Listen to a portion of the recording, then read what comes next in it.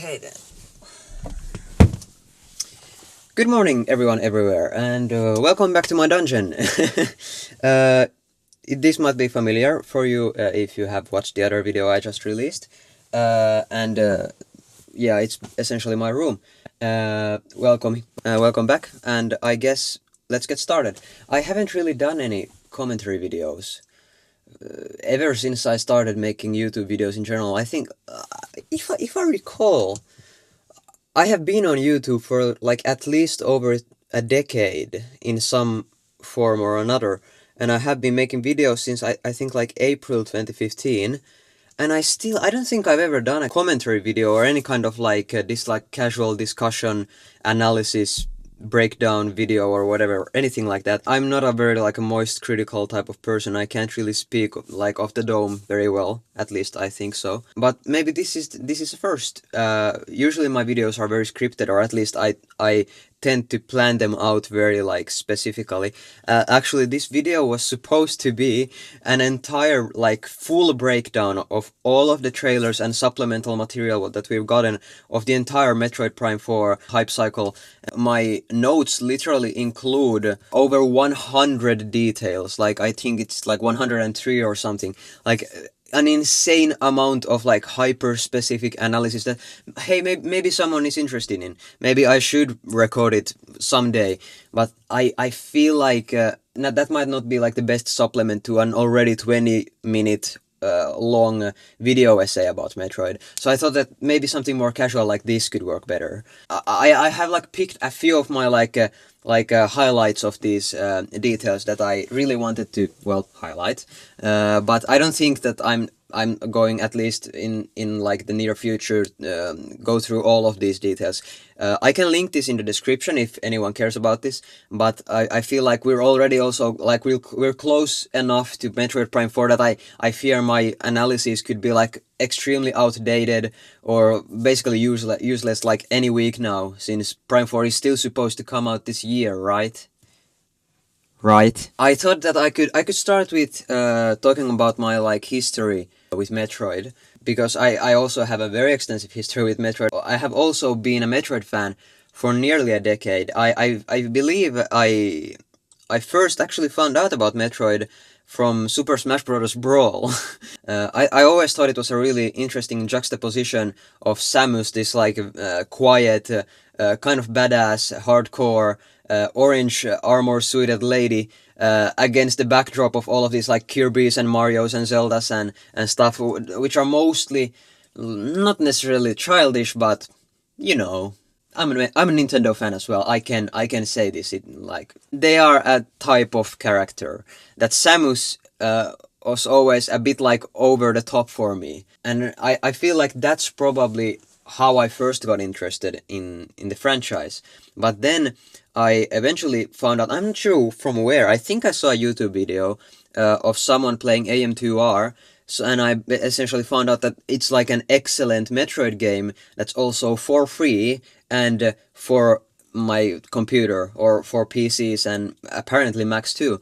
So then I got it for my Mac and I loved it. It's still my favorite video game of all time, or at least in the top 5. And it's just an amazing game. I already talked about it enough in the video essay. Go watch it. But essentially, AM2R made me more excited and more interested in the Metroid games. Then I started watching a few videos, not many, but I noticed like one video specifically about Metroid Prime. And then Metroid Prime really like caught my attention, because back then, even though I obviously had just played AM2R, I always had a kind of like sense that 3D games are somehow like more like futuristic or like superior to side-scrollers or 2D games in general. And like any kind of like pixel art games, just I like aren't at the same level or something. It makes no sense. I'm a pixel artist now, so obviously that didn't stay with me in my brain. But basically my idea was that Metroid Prime looked really interesting because it was kind of like a spooky vibe. It was kind of like horror, not really, but a bit scarier and a bit more realistic as Metroid can be. I remember seeing like this very specific part of, I think it was Metroid Prime 1 or 2, and then Samus is like entering one of the rooms with the space pirates or the Federation troopers, and then it like disintegrates right in front of her. And it was like so like insanely cool of an idea that that a Nintendo game could be like that. I wasn't like really seeking out the games, but then eventually I realized that, oh wait, Metroid Prime 3 is for the Wii.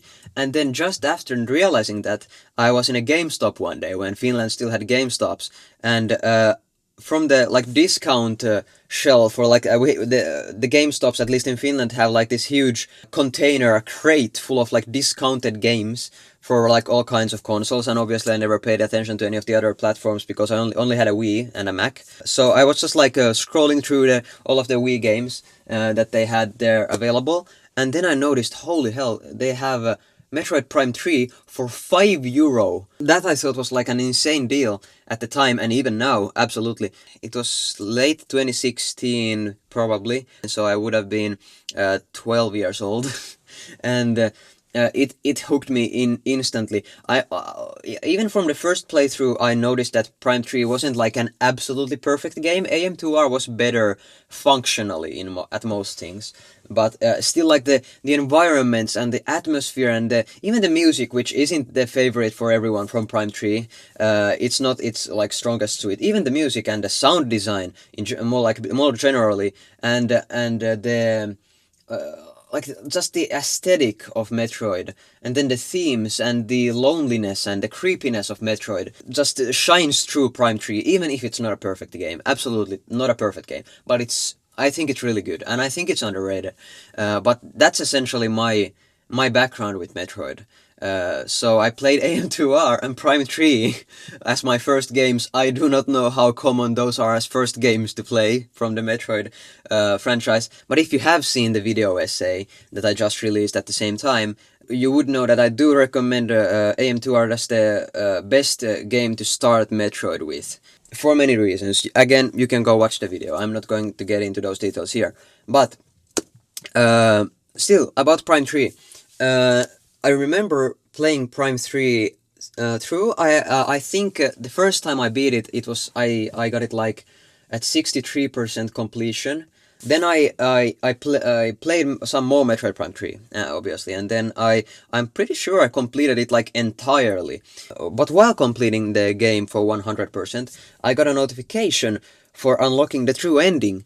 When you, I think if you get 75% item completion, it gives you the true ending, so you don't need all of them, which I think is good game design. I did that, and then I went and replayed the final boss to get the true ending, and the true ending is some guy following Samus in a spaceship to God knows where.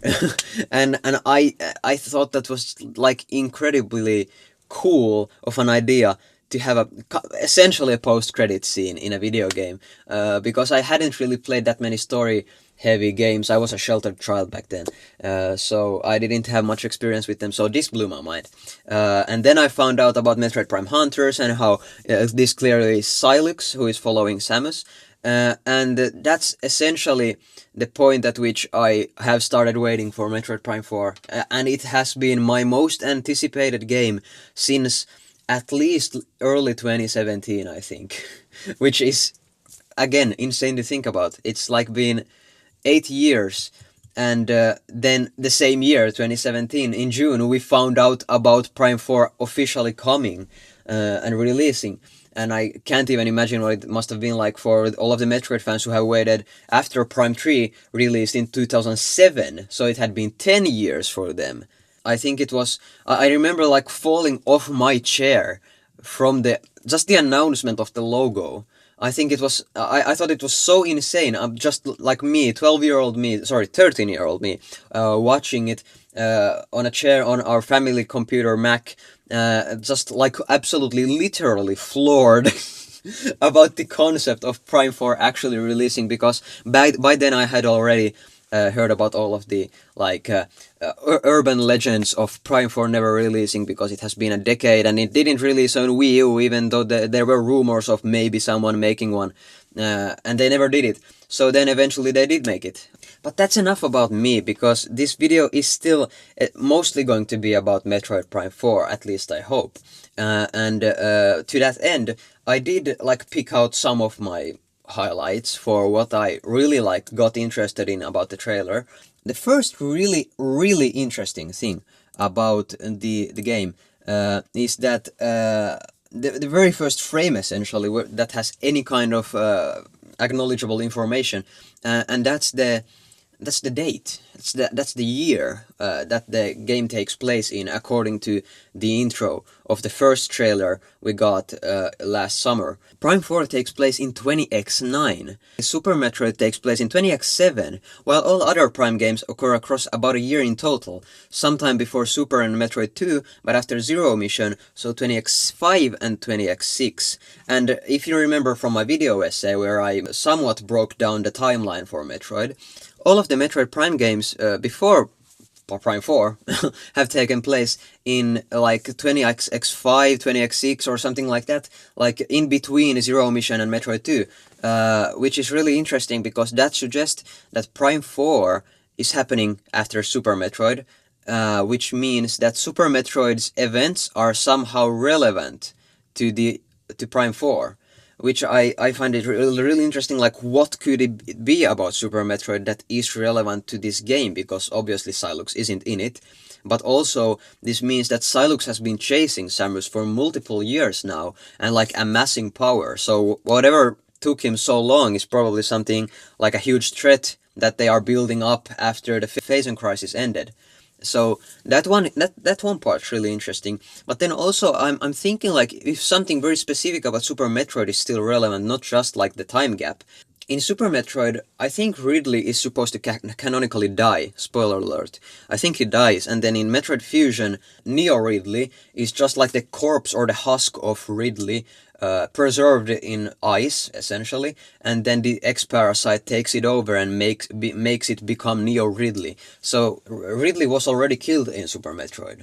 So I'm not exactly sure if that's going to be kind of retconned and he's actually truly killed in Prime 4 and that's his last appearance, or maybe he actually is dead and that still somehow ties into maybe Sylux power grabbed the Space Pirates from Ridley, because Ridley was one of the highest ranking commanders for the Space Pirates. So maybe that's something to think about for the game.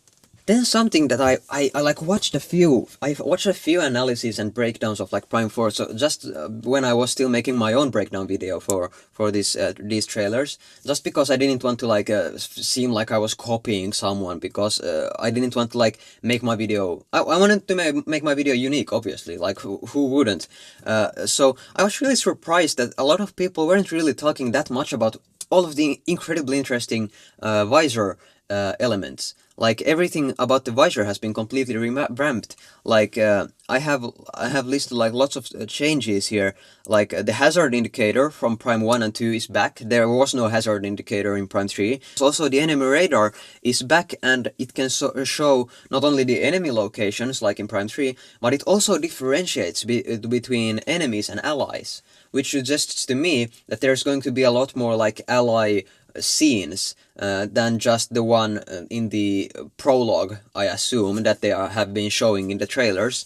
There might be something similar to the Demolition Trooper segment from Prime 3, from the end of Prime 3, where you have to escort 8 or 10 Demolition Troopers to a gate in the Space Pirate homeworld. So there might be more moments like that, which I would find really interesting, if there are some of them sprinkled in between the game, because I kind of like that segment in Prime 3. And then the most interesting part, very easily, about this visor change is the fact that the missiles have been changed a bit from previous Prime games. Not only do you seem to start with 30 missiles, like in Metroid 2, AM2 or Samus Returns, for example, where missiles are the only way to damage Metroids, so they are very integral to your arsenal. Samus also seems to use missiles as just one type of weapon out of 4 at least. That's also very fascinating, because that suggests that there might be some kind of like hybrid form of beam switching and stacking that we saw like happen between Prime 2 and 3, because in Prime 1 and 2 there was the mechanic of beam switching, which made you use different types of beams in different contexts and situations, so that you could like judge for yourself which weapon is the best in any given situation. In Prime 3, they kind of streamlined the system, and it's not really as satisfying. It's not very fun. The game already has like its own mechanic for combat, which is called hyper mode. So then they changed it to be that every single beam just stacks on top of the previous one and makes your basic attack stronger and have a few different properties, but you can't choose between them. So there's not really that much strategy outside from like spamming the hyper mode constantly anytime you can during combat. This game is trying to probably make some kind of compromise between those two, because missiles usually have been just like one option that you press from one button, but now there are one option of 4, not even counting the beam. So is there going to be technically, including the power beam, 5 different weapons that you can switch between? I think that's really interesting. Also, just the fact that there's 30 missiles from the beginning also suggests that you should be using a lot more of them from the beginning of the game, which again I think is going to change the combat a lot if you can actually rely on missiles being like a completely alternative mode or way of dealing damage. Because at least from my experience, most of the time in Metroid games I just charge the charge beam and then I just one-shot everything with the charge beam or screw attack later in the game, unless the boss obviously requires missiles, like most Ridley fights or something like that. Most of the time I just don't really use missiles, and it's kind of unfortunate because Metroid games usually have you getting like 250 missiles or something if you complete it fully, and then it's not really rewarding because you're not actually using the missiles against much of anything at that point. So I think it's really going to be interesting if they can actually balance out the missiles in this game. Continuing with the similarities of Metroid Prime 3, I think it's very fascinating how much voice acting we got in the second trailer or in the Treehouse footage, I can't remember, but we have gotten lots of footage from the introduction with lots of like these different side background characters talking to Samus, and it's very clearly a kind of like a linear on-rails segment, very reminiscent of the introduction scene for Metroid Prime 3, where you're also on a Federation site that you have to just go through, and it's basically just a tutorial. And a lot of people like criticized that for being like way too long and annoying, but judging by the Treehouse footage, it doesn't seem to be a very long segment, which is at least nice for those who complain about Metroid Prime 3's intro. So I think that's a really good change, and I do not think that most of the game is going to be as linear as this. There have been signs of the game being way more open-ended at the point when Samus arrives on Vir Ross, which is the new planet that they are announcing with this game. And aside from like the hallway-ish designs for many of the rooms that we have seen, I do believe that it's going to be closer to like a Prime 1, Prime 2 type of situation, because Prime 3 got a lot of like flack for the level design being a lot more linear, which most people didn't like. I do not believe this game is going to be open world. Probably not. I still haven't seen like I haven't seen a convincing argument for Prime 4 or the Prime games in general having to be open world. This is kind of like alluding to the original assumption by me when I was a child that 2D games are somehow inferior to 3D games and whatever the hell. I don't think that's the case with open world games either. Not every game has to be open world for it to be better. Metroidvanias are already a type of open-ended exploration game, which I don't think needs to be muddied down or watered down into an entire open world game. You have Breath of the Wild for that, you have Tears of the Kingdom for that. Doubtless they are making some other open world games in the future too. I don't think Prime 4 is going to be one, and I don't think it even needs to be one. I personally wouldn't want it to be one, but that's my own opinion. I generally don't just even think it is required for Prime 4 or Metroid Prime to be modernized in that way or anything like that. Open world games aren't more modern or better in any way than just like 3D non-linear exploration games. Then finally, something that I'm expecting and would want from Prime 4 is, well, as I mentioned, the level design being closer to the first two games. Even though I absolutely loved Prime 3, I don't think it's the best Prime game. Prime 2, I think it's still the absolute best, and it's insane that they haven't remastered it in the same fashion that they did for Prime 1, because Prime 2, I think, is quite easily the best out of the three, but it has aged visually the worst, because the GameCube simply couldn't handle the nuance and the uniqueness of Prime 2's world, so everything looks really muddy. That's besides the point. Anyway, Prime 2 has one of the best Metroidvania world designs and world building and level design for any Metroidvania I've played. I even partially modeled my own Metroidvania game after its design, because it's so good. There's a boss keys video about Echoes' Prime 2's game level design, and I absolutely recommend watching it through, because it gives some insight into what I think would be optimal for Prime 3. Obviously it doesn't have to be a carbon copy, but something similar even would be very nice. It could very easily be the best Prime game and one of the best Metroidvanias if they follow closely with what Prime 2 did with its Metroidvania progression. Something which is kind of like a minor feature that I would love, that no one is going to request. I would be surprised kind of if they actually followed through with this idea. I really liked the motion control puzzles in Prime 3, partially because they are funny and they are very shoehorned in. They are funny in that sense, but they are also genuinely really immersive most of the time. And I really it's literally like the Spider-Man meme. It makes you feel like Batman. Like, it makes you feel like Spider-Man. It makes you feel like Samus. It did make me feel like Samus, like putting the arm cannoning things and pressing passwords and pulling levers and all of that kind of stuff. It was really fun for me, and like it changed a lot about how you play the game, like opening doors and stuff, because the first one or even the first two games, you're mostly just either shooting every door open or then scanning every door open, like either of the two or both.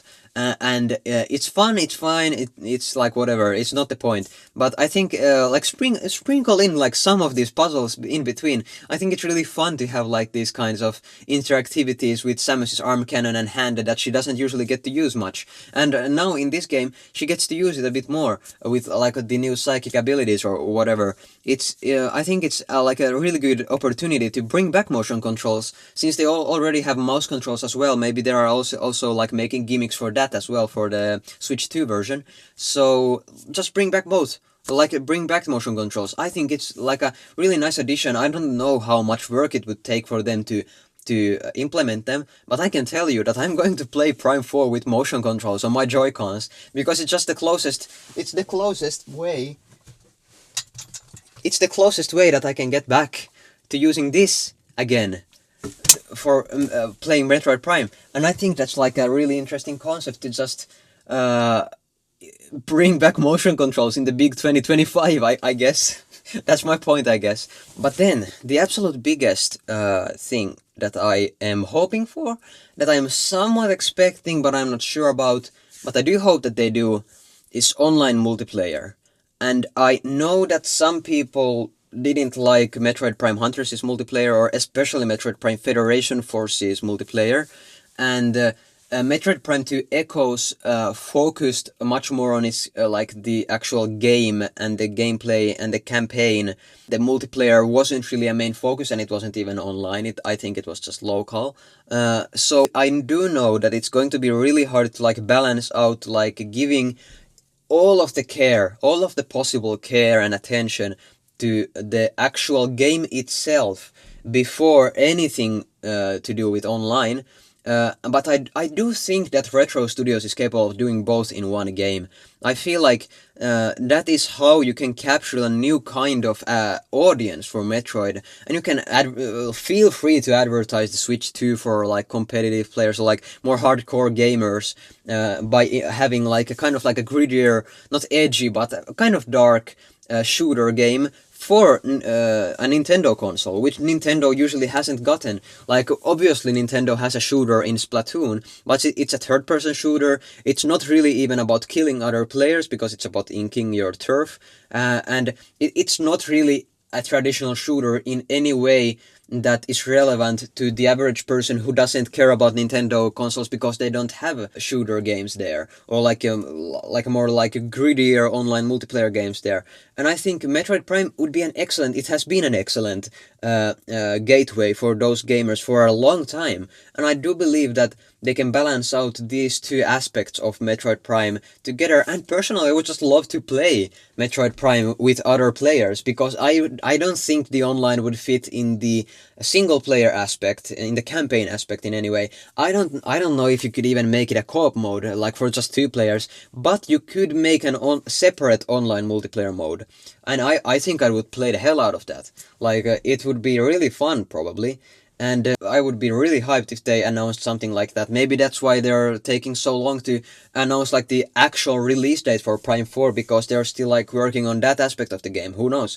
But I think that could be like one way to like really capture an audience, a long-standing audience for Metroid for the future, so that the franchise can be future-proofed more. Sometimes I have been like afraid about Nintendo just ignoring and forgetting Metroid altogether. They essentially have done so a few times in the past, just because simply people don't buy Metroid games. Like, I'm not sure what would change their minds, because the franchise is absolutely amazing. Like, obviously it's my favorite franchise, but even aside from that, it is a critically acclaimed franchise. It's not just my opinion. You can't argue with it. You can dislike a specific game. You can even dislike the franchise, but it's very well known that it's a good franchise. Like, it's not like a Star Fox kind of situation or F-Zero kind of situation, where there's like it's kind of like too niche of a genre, or like some of the games are too bad or like too mediocre.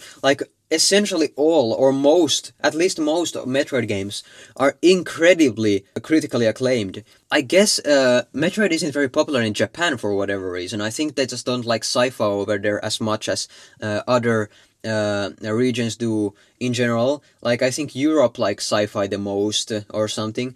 Obviously Japan is a very big audience, and then if Metroid doesn't really like get into high gear in Japan, then maybe they don't have as much of a reason to advertise it there, so then nobody plays it even more, and then no one ever gets into Metroid. And I think making at least an aspect of Metroid into an online shooter game, which isn't marred by like cosmetics and microtransactions and loot boxes and all of that garbage, I think would make Metroid a much more future-proof franchise. Hopefully one that still retains its Metroidvania aspect. I just think Metroid needs to survive. Like, we have seen with Metroid Dread, we have seen with Prime Remastered, and hopefully with Prime 4, that people still care about Metroid, and the games are still amazing. Metroid Dread was one of the greatest games of its release year, I think. Metroid Prime Remastered was an amazing remaster, obviously. So I just think that we have to ensure that there will be people in the future playing actually these games through, because they deserve to be played, and we should get more of them, and we need to get more of them by having more players. So that was it. I have to catch a train now, but it was nice meeting you, and I guess since you're here, this channel, Frankas Bits, is a supplementary side channel for my main channel that is more focused on like a less scripted commentary, and like more about shorts about my favorite stories and art and discussion videos like this. If you'd like to support me, please subscribe not only to this channel but also my main channel, where I'll upload my attempts at music as well as more in-depth video essays like the one I just released. I hope to see you later. I hope I can get to make another video very soon to you. Good night, everyone, everywhere.